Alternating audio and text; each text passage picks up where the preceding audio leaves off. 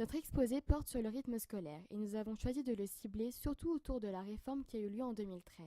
Les réflexions sur l'école, les rythmes scolaires sont liées à de nombreux débats. C'est pourquoi nous avons décidé de les étudier dans nos observations transversales. Pour mener à bien notre étude, nous nous sommes surtout basés sur des articles de presse. Ces articles ont été parus soit au moment de la mise en place de la réforme, ce qui nous a permis de mieux la comprendre, ou bien de 2016 à 2017, afin de voir les répercussions de celle-ci, les avis et les ressentis des personnes concernées quelques années après son instauration. Nous avons donc décidé de diviser notre site en 3 parties: le rythme scolaire, les réactions et les décisions politiques. Chacune de ces catégories sont subdivisées en sous-parties. Pour le rythme scolaire, nous commençons par montrer comment il a évolué dans le temps, de Charlemagne qui est célèbre pour avoir inventé l'école, Jules Ferry pour l'avoir rendu obligatoire au XIXe siècle, mais la réduction du rythme scolaire est apparue à partir de 1980, en passant de 36 semaines de cours à 35, et un allègement quotidien et hebdomadaire de la charge de travail. Puis nous expliquons le but réel de la réforme de 2013. Celle-ci devait alléger les journées d'école des plus jeunes afin qu'ils aient plus de temps pour leurs activités extrascolaires. Cependant, la semaine est alors passée de 4 jours à 4 jours et demi. Ainsi, dans la catégorie des réactions, nous trouvons dans une première sous-partie celle des parents et enfants, et dans la seconde, la réaction des professeurs.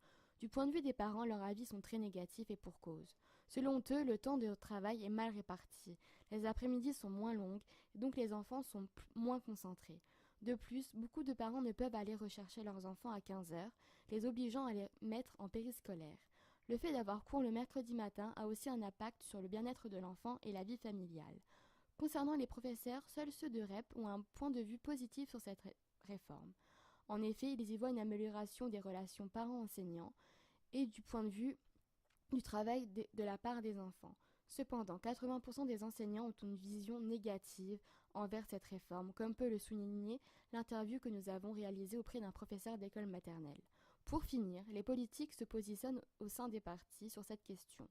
Pour la droite et le centre, c'est aux collectivités territoriales et aux élus locaux de choisir l'organisation scolaire qu'ils désirent. Les partis de gauche, eux, souhaitent laisser la réforme telle qu'elle.